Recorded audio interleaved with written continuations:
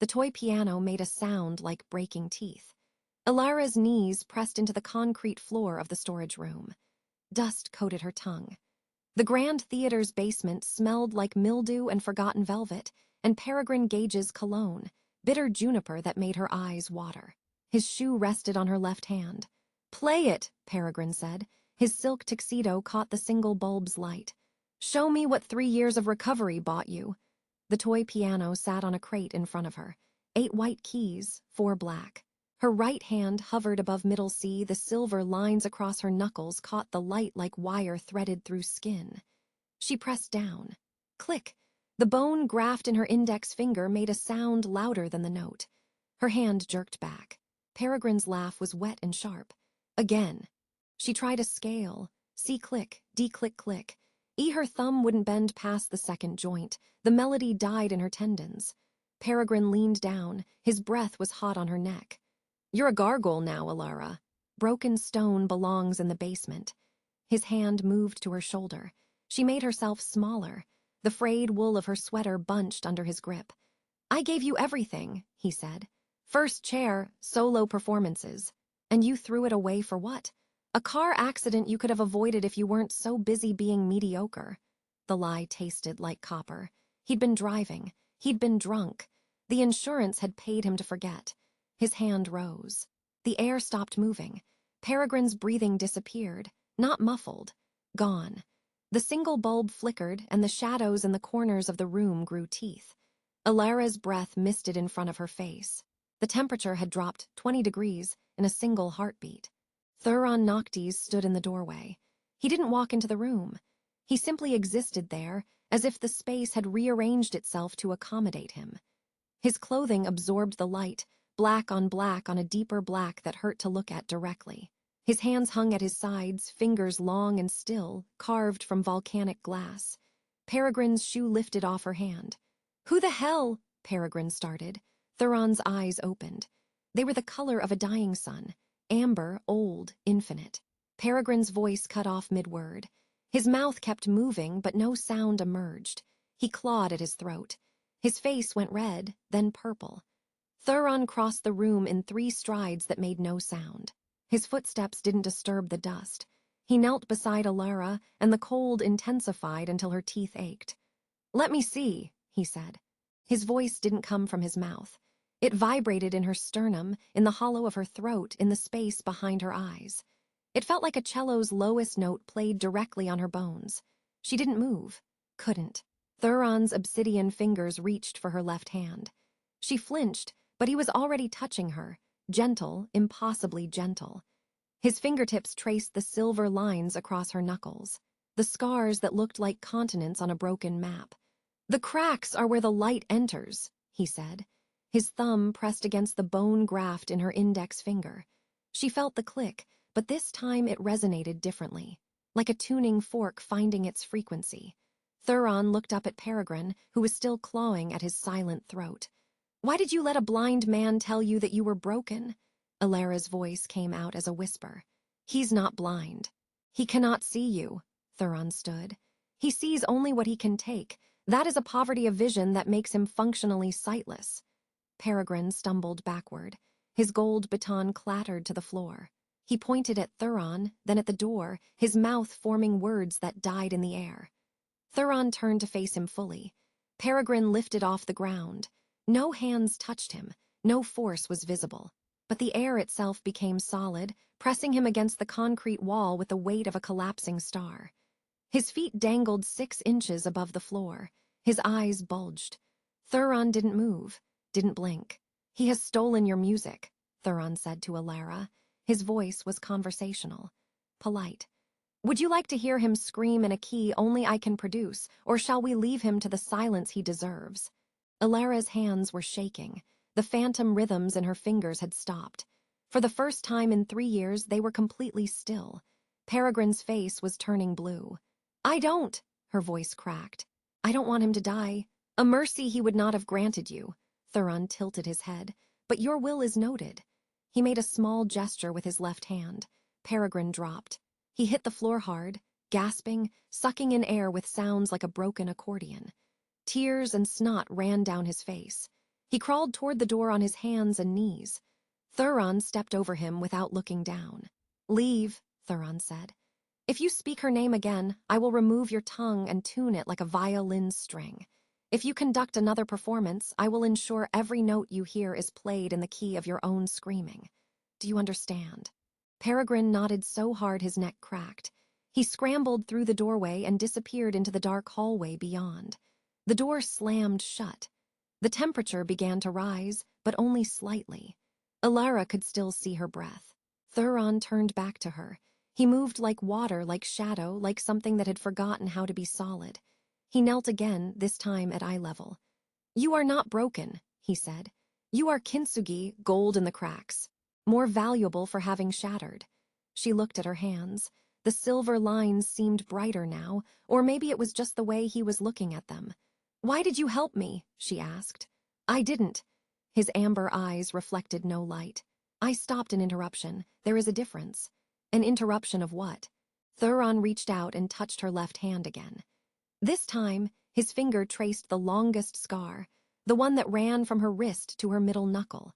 Where his skin touched hers, she felt warmth for the first time since he'd entered the room. "I have lived for centuries in silence," he said. "I have heard every symphony, every concerto, every piece of music your kind has ever composed. They bore me. They are predictable. But you—" He pressed his thumb against the bone graft again. "Click, you make music with your breaking. That is rare. That is worth preserving." Elara's heart was hammering. She should run. Every instinct screamed at her to run. But her body wouldn't move. "What are you?" she whispered. Thuron smiled. It was not a human expression.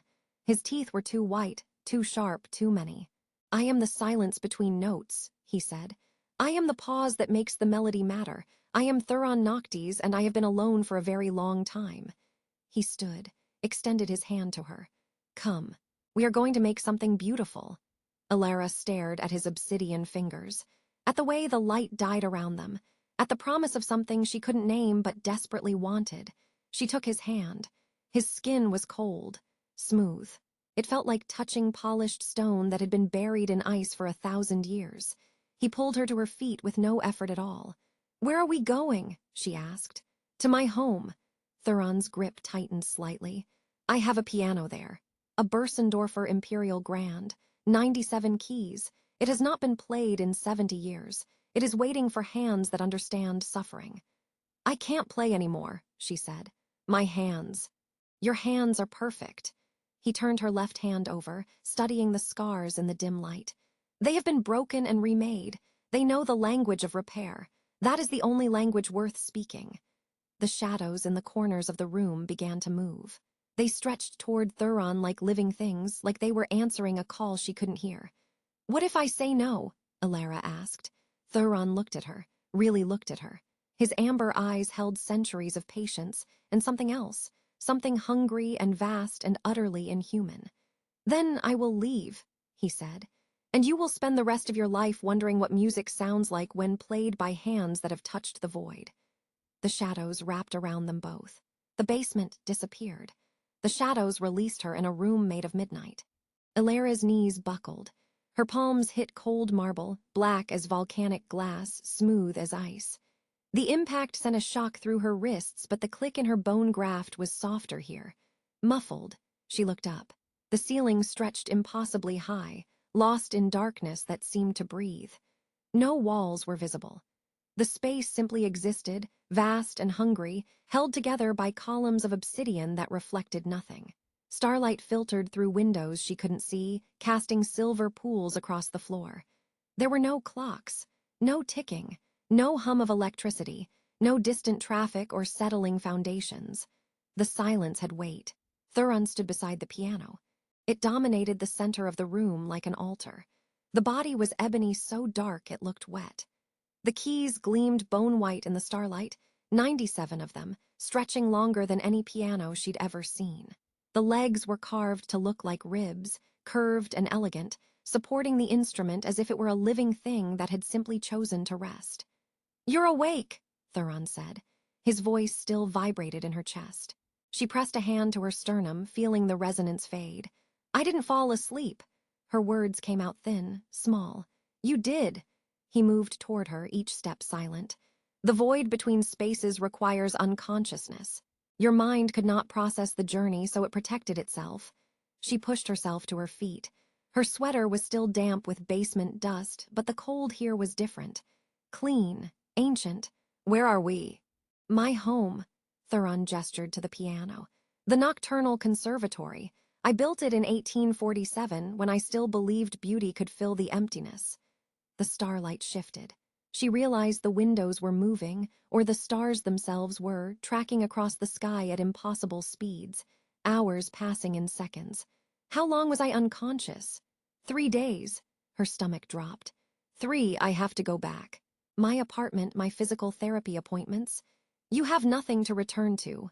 His amber eyes caught the starlight. Peregrine Gage has already told the theater board you've resigned.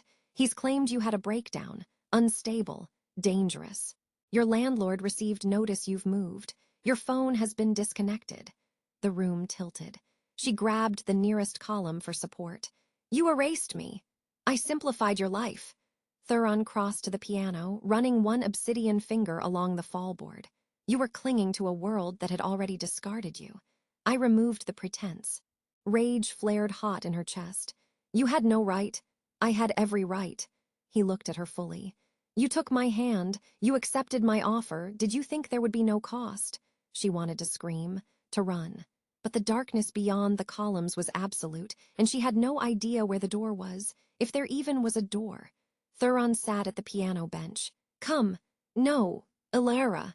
Her name in his mouth sounded like a prayer, like a threat. In this house we do not fix, we transfigure. He played a single note. Middle C, the sound didn't fade. It grew, spreading through the room like ripples in black water. She felt it in her teeth, in her damaged knuckles, in the silver lines that mapped her hands. The note held for 10 seconds. 20, impossible, then it changed. The C shifted into D without him touching another key. The piano was playing itself, or the room was, or Thuron was conducting with nothing but his presence. The melody was simple, a children's song she'd learned at 6 years old, but it sounded like the end of the world. Beautiful and terrible. Her hands began to shake, not the phantom rhythms, something else, something that wanted to join the music. Thuron stopped. The silence returned like a physical blow. Sit, he said. This time she obeyed. The bench was wide enough for 2. She sat on the far edge, keeping distance between them. The bone-white keys gleamed in front of her. Up close, she could see they weren't ivory. They were actual bone, polished to a mirror shine. What is this made of? She whispered. The ribs of the first piano I ever destroyed. Thuron's hands rested on the keys.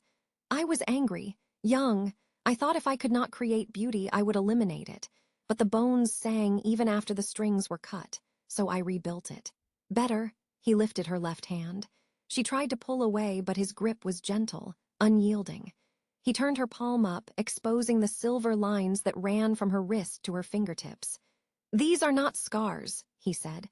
These are fault lines, places where the earth broke open and revealed what was beneath. He bit his own wrist. No hesitation.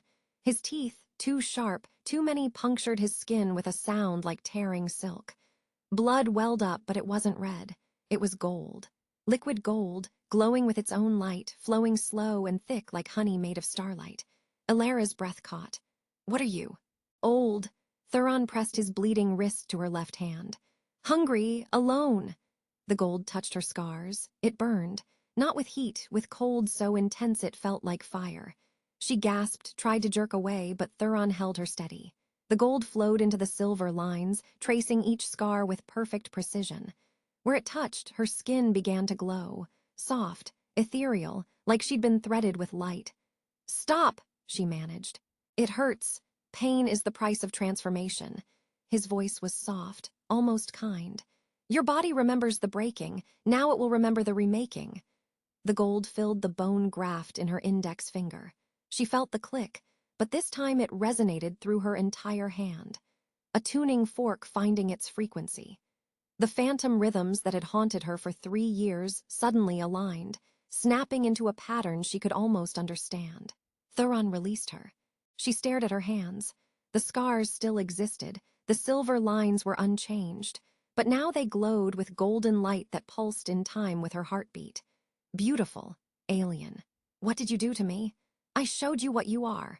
He wiped the remaining gold from his wrist. The wound closed instantly, leaving no mark.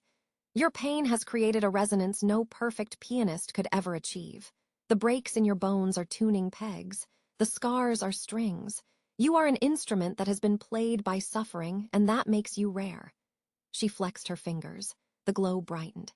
The click in her bone graft was still there, but now it felt like part of the music instead of an interruption. Play, Thuron said. I can't. You can. He stood, moving behind her. Place your hands on the keys. She did. The bone was cold under her fingertips. Smooth. Now close your eyes. The darkness behind her eyelids was complete. She heard Thuron move, felt the air shift as he positioned himself behind the bench. Not touching her, just present. What do you hear? He asked. Nothing. Listen deeper. She tried. The silence pressed against her eardrums, but beneath it, far beneath it, she heard something. A hum, low, constant, like the room itself was vibrating at a frequency just below human hearing. That's the void, Thuron said. The space between notes. Most musicians fear it. They fill every measure with sound because silence terrifies them. But you've lived in silence for 3 years. You know its language. His hands settled on her shoulders. The cold seeped through her sweater. Play the silence, he whispered. Her fingers moved. She didn't choose the notes. They chose her. Her right hand found a chord, minor, dissonant, wrong. Her left hand followed, the glowing scars casting golden light across the bone keys. The click in her bone graft became part of the rhythm. The piano sang, not a melody, a conversation. Her broken hands speaking to the instrument's broken bones, and both of them understanding the language of repair. Thuron's grip on her shoulders tightened. Yes, he breathed. Like that, she played faster. The golden light from her scars grew brighter, illuminating the darkness around them. The hum beneath the silence grew louder, and she realized it was coming from Thuron, from his chest, from whatever passed for a heart in his body. He was resonating with her music. She opened her eyes. The room had changed. The starlight was moving in time with her playing, swirling in patterns that matched the rhythm. The obsidian columns were vibrating, creating harmonics that layered over her melody. The darkness itself was dancing. Thuron moved in front of her. He didn't walk. He simply existed there between her and the piano, his amber eyes blazing with something that might have been hunger or might have been joy or might have been both. Stop, he said. She did. Her hands hovered over the keys, still glowing. Thuron knelt, eye level, close enough that she could see her reflection in his eyes, small, glowing, transformed. I have lived for centuries in silence, he said. I have heard every symphony, every concerto, every piece of music your kind has ever composed. They bore me. They are predictable. But you... He took her. The doors exploded inward at dawn. Not a knock, not a warning. Just the sound of oak splintering against steel, and then voices, human voices, loud and wrong in the conservatory's breathing silence. Elara's hands froze on the keys. The golden light in her bone maps flickered and died. Elara Gravel... A voice she knew, official, clipped. This is a wellness check authorized by the Grand Theater Board and the city's mental health services. We are entering the premises. Thuron's hand appeared on her shoulder. His touch was ice. Stay here, he said. His voice had changed. Lower. The vibration in her chest felt like a warning growl from something that had forgotten how to be human. They can't be here, she whispered. How did they find? He brought them. Thuron's amber eyes had darkened to burnt orange. Your conductor has made a mistake that will cost him everything. He was gone before she could respond. Not walking. Simply ceasing to exist in one location and manifesting in another. Elara stood. Her legs shook. The glow in her scars had faded completely, leaving only the silver lines and the phantom ache of transformation. She moved toward the doorway, staying in shadow. The entrance hall was full of daylight. It poured through the shattered doors like an invasion, illuminating dust motes and revealing the true scale of the conservatory. The ceiling was vaulted, ribbed with obsidian beams that looked like the inside of a cathedral built by something that worshipped darkness. Tapestries hung on walls she hadn't known existed, scenes of musicians playing for audiences of shadows. 6 people stood in the light. 5 wore uniforms, private security, not police, tactical vests, radios, hands resting on holstered weapons. The 6th was Peregrine Gage. His tuxedo was wrinkled. His face was pale, sheened with sweat despite the cold. But his eyes held the same predatory focus she remembered from the basement. He held a folder of papers in one hand and his gold baton in the other. "Elara," he called out, "I know you're here. I know what he's done to you." One of the guards spoke into his radio. "Structure is clear so far, no signs of forced confinement. Proceeding to interior." Thuron stood at the top of the grand staircase. He hadn't been there a second ago. He simply was, hands at his sides, dressed in black that made the daylight seem dim by comparison. His face was expressionless. Beautiful, terrible. Peregrine looked up and flinched. "Mr. Noctes," he said, voice shaking only slightly. "I have a court order here. Miss Gravel is a ward of the theater's medical insurance provider due to her ongoing disability claim. There are concerns about her current living situation and mental state." Thuron descended 3 steps. The guards' hands moved to their weapons. "She is not your property," Thuron said. His voice didn't echo. It absorbed sound, making the conservatory feel smaller, suffocating. "She's not yours either." Peregrine held up the folder. "I have documentation, witness statements. You've isolated her, manipulated her, and according to our medical consultant, possibly drugged her. The scars on her hands are glowing, for God's sake. What did you do to her?" "I showed her what she is." "You made her a freak." Peregrine's mask slipped. The cruelty underneath leaked through. "She was mine to fix, mine to rebuild. You stole her." Thuron took another step down. The temperature dropped 10 degrees. The guards shifted, uneasy. "Leave," Thuron said, "while you still have legs to carry you." One of the guards, older, military-bearing, stepped forward. "Sir, we don't want trouble. We're just here to ensure Miss Gravel's safety. If she wants to stay, she can tell us herself." Elara's breath caught. She should speak, should tell them she was fine, but her voice had died in her throat. Peregrine's eyes found her in the shadows. "There," he said, pointing with the baton. "Elara, come here, now." She didn't move. Peregrine's jaw tightened. He started toward her, pushing past one of the guards. His cologne, bitter juniper, preceded him like a warning. Thuron moved. One moment he was on the stairs. The next he was between Peregrine and Elara, close enough that the conductor stumbled backward. "You will not touch her," Thuron said. "I don't need to touch her." Peregrine's voice rose. "I need to save her from you. Guards, restrain him." The security team moved forward, hands on weapons, radios crackling. The shadows in the corners began to writhe. Elara saw it first. The way the darkness wasn't empty, it was full. Shapes moved within it, too many limbs, too many eyes, things that had been waiting for permission to emerge. Thuron raised one hand. The guards froze, not from fear, from something else. Their bodies simply stopped responding, locked in place like statues. Their eyes could still move, darting in panic, but their mouths couldn't scream. "Elara," Peregrine said, backing toward the door. "Please. I'm trying to help you. Look at yourself. Look at what he's done." She looked down at her hands. The silver lines were visible even in shadow. The gold had faded, but the memory of it remained, a warmth in her bones that felt like music waiting to be played. "I'm not broken anymore," she said. "You're worse than broken." Peregrine's voice cracked. "You're corrupted. Come back to the theater. I'll fix this. I'll fix you. I need—" He stopped, swallowed. "I need my muse back in her cage." The truth, finally, raw and ugly. Thuron's eyes shifted from amber to something darker.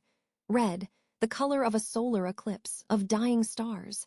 "You touched my symphony with filthy hands," he said. The shadows erupted. They didn't attack. They simply existed, suddenly and completely, wrapping around the frozen guards like living smoke. The men's eyes went wide with terror, but they couldn't move, couldn't run. Peregrine bolted for the door. He made it 3 steps before Thuron was in front of him, not walking, not running, just there as if space itself had rearranged. "You will not leave," Thuron said. "Not until you understand what you've done." Peregrine swung the gold baton. It passed through Thuron's head like he was made of mist. The conductor stumbled, off balance. Thuron's hand closed around Peregrine's throat, not squeezing, just holding. His obsidian fingers looked like they were carved from the same darkness that filled the room. "You broke her," Thuron said. "You drove drunk, you crashed, you paid the insurance company to rewrite the police report, and then you blamed her for surviving." Peregrine's eyes bulged. "How? I know every note of your pathetic symphony." Thuron's grip tightened slightly. "Every lie, every theft, every time you touched someone who couldn't fight back. You are a parasite wearing a tuxedo, and I am going too." The flashbang went off. Elara didn't see who threw it. One of the guards, maybe, breaking free of whatever held them. The explosion was light and sound and pressure all at once, turning the entrance hall into a white void. She screamed, covered her ears. The ringing was immediate and total. Through the white, she saw Thuron stagger, just for a second, just long enough. Peregrine wrenched free. He grabbed something from his jacket, a small device, silver and humming. He threw it at Thuron's feet. UV light erupted. Not sunlight, something artificial, concentrated. It carved through the shadows like a blade, and where it touched Thuron, his skin began to smoke. He hissed, a sound that wasn't human, wasn't animal, wasn't anything that should exist, and fell back. Peregrine ran toward Elara. She tried to move, but her legs wouldn't respond. The flashbang had disoriented her, turned her body into something that wouldn't obey. Peregrine's hands closed around her arm. The same arm, the one with the bone graft. He pulled. The click was louder this time. Wrong. Something inside her hand shifted, and the pain was immediate and blinding. The golden light that had faded flared back to life, but it was wrong now. Fractured, like a string that had been tuned too tight and was about to snap. "Got you," Peregrine gasped. "Got you, got you." He dragged her toward the door. The guards were moving again, two of them supporting their stunned companions, one covering their retreat with a weapon drawn. Elara looked back. Thuron was on his knees in the UV light. His skin was cracking, revealing something beneath that glowed red like molten glass. His eyes found hers across the chaos. "Elara!" His voice was barely a whisper. The vibration in her chest was weak, dying. "Don't," she tried to say. "Don't let him." Peregrine yanked her through the shattered doors. Daylight hit her like a daylight burned. Elara's eyes watered as Peregrine dragged her down the conservatory steps. The guards flanked them, weapons drawn, scanning the shadows that writhed in the doorway behind them. "Move, move," one of them shouted. A black van waited at the curb. Peregrine shoved her toward it, his grip on her arm crushing. The bone graft clicked 3 times in rapid succession. Pain shot up to her elbow. "You're coming back where you belong," he hissed. "Back to the theater, back to me." She tried to pull away. Her legs wouldn't cooperate. The flashbang had left her balance shattered, her vision swimming with white afterimages. The van door opened. Peregrine pushed her inside. The Grand Theater was empty when they arrived. Peregrine had dismissed the guards at the door with cash and threats. Now it was just the two of them in the vast auditorium. Red velvet seats stretched in rows toward a stage lit by a single spotlight. The pipe organ loomed at the back of the stage, its brass pipes reaching toward the ceiling like accusing fingers. He dragged her down the center aisle. Her sweater caught on an armrest. Tore. She stumbled, and he yanked her upright with enough force to make her gasp. "You're going to play for me," Peregrine said. His voice echoed in the empty space. "One last time. You're going to show me what that monster did to you, and then I'm going to fix it." He shoved her onto the stage. She fell to her knees. The wood was cold and smooth under her palms. The spotlight above was too bright, turning everything beyond it into absolute darkness. Peregrine climbed the stairs after her. His tuxedo was wrinkled now, stained with sweat at the collar. His gold baton gleamed in his hand. "Sit," he said, pointing to the organ bench. She didn't move. He grabbed her hair, pulled her head back. His breath was hot on her face, reeking of coffee and desperation. "I said sit." The doors at the back of the theater exploded inward, not with sound, with pressure. The air itself seemed to rupture, and the heavy oak doors flew off their hinges, tumbling end over end down the aisle. They hit the front row with a crash that shook the floorboards. Peregrine spun, releasing Elara. Thuron walked down the center aisle. Each step cracked the floor beneath him, not breaking it, transforming it. Where his feet touched, the wood turned black as obsidian, spreading outward in fractal patterns. The temperature dropped so fast that frost formed on the velvet seats. He was no longer pretending to be human. His skin had split along invisible seams, revealing the molten red glow beneath. His eyes were twin suns burning in a face that looked carved from volcanic glass. The darkness followed him like a cloak, swallowing the light from the chandeliers overhead. Peregrine raised the baton like a weapon. "Stay back! I have legal authority here. This is my theater, my—" Thuron reached the stage in 3 strides that covered 20 feet. He didn't climb the stairs. He simply existed at the top, standing between Peregrine and Elara. The spotlight above flickered and died, plunging them into shadow lit only by the red glow of Thuron's exposed skin. "Your theater," Thuron said. His voice was no longer a vibration. It was a physical force that pressed against Elara's chest. "Your muse, your property. You speak of ownership as if you created anything worth possessing." Peregrine backed toward the organ. "She's sick. You've poisoned her mind. Look at her hands." Thuron glanced at Elara. She was still on her knees, but the silver lines on her hands had begun to glow again. Soft gold light, pulsing in time with her heartbeat. "I see perfection," Thuron said. "You see only what you can break." Peregrine swung the baton. Thuron caught it mid-swing. The gold metal crumpled in his grip like foil. He dropped the twisted remains at Peregrine's feet. "You loved the sound of your own voice," Thuron said. "The way it commanded, the way it controlled. Every note you conducted was a leash. Every performance was a cage."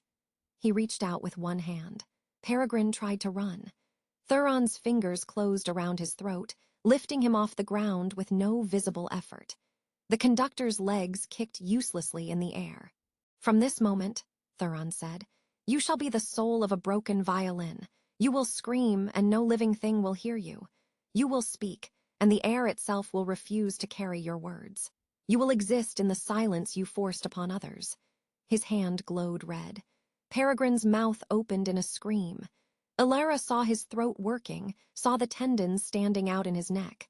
But no sound emerged, not even a whisper, not even breath. Thuron released him. Peregrine collapsed on the stage, clutching his throat.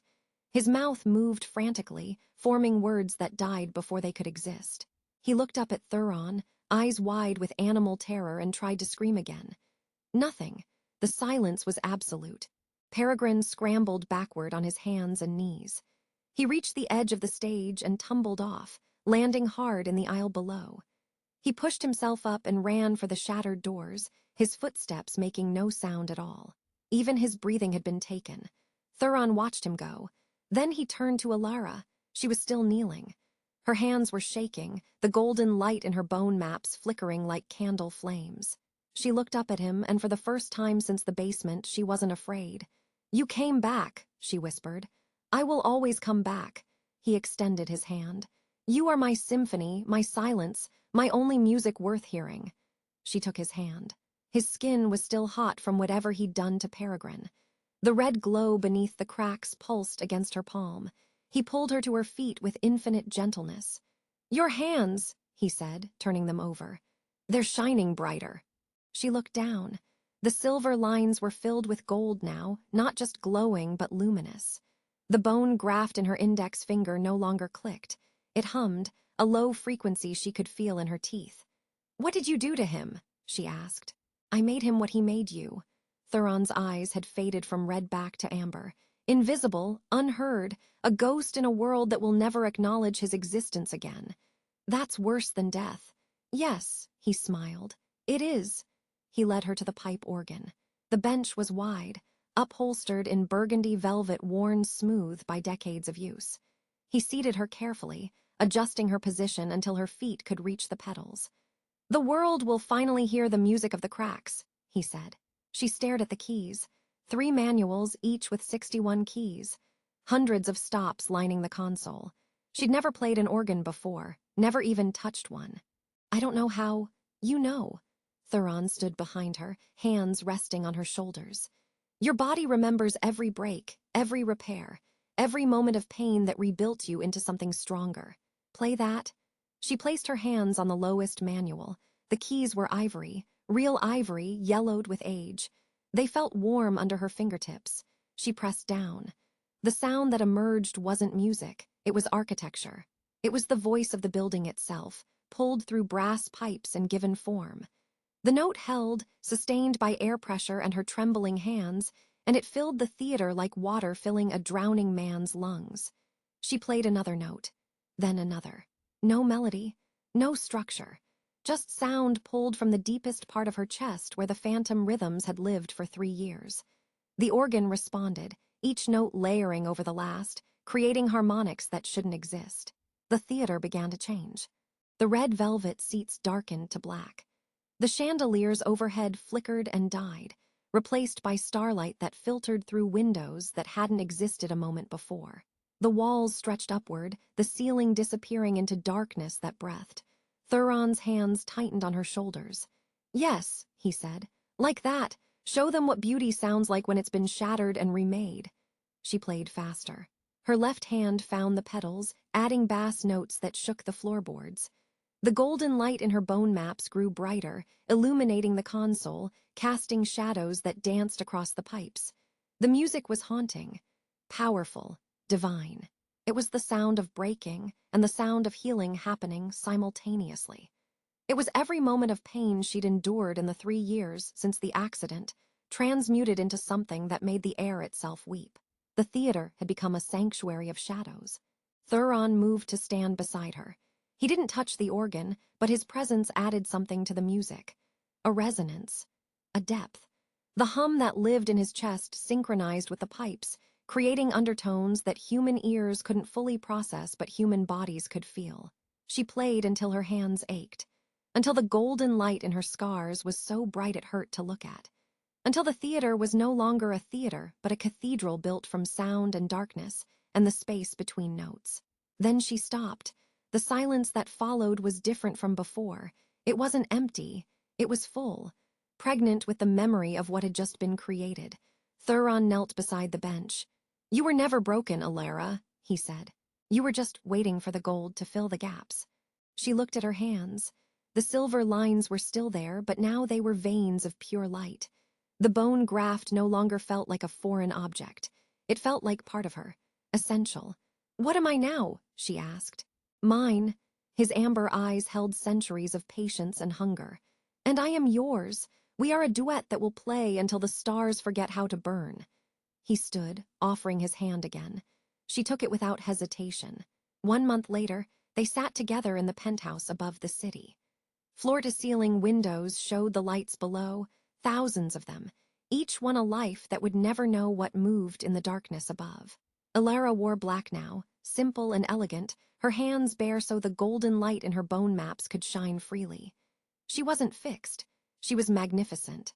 Thuron sat beside her on the obsidian bench, his presence a cold weight that she'd learned to crave. They watched the city in comfortable silence, 2 monsters of their own making, finally in harmony. "Do you miss it?" he asked. "The world you left behind." She flexed her fingers, the light pulsed. "I miss nothing." "Good." He took her hand, tracing the luminous lines with one obsidian finger. "Because I have eternity planned for us, and I would hate for you to spend it looking backward." She leaned against him. His skin was cold, but she'd learned to find warmth in the spaces between his words. In the way he looked at her like she was the only music worth hearing. Below them, the city continued its symphony of ordinary lives. Above them, the stars wheeled in patterns only they could see. Elara closed her eyes and listened to the silence. It sang.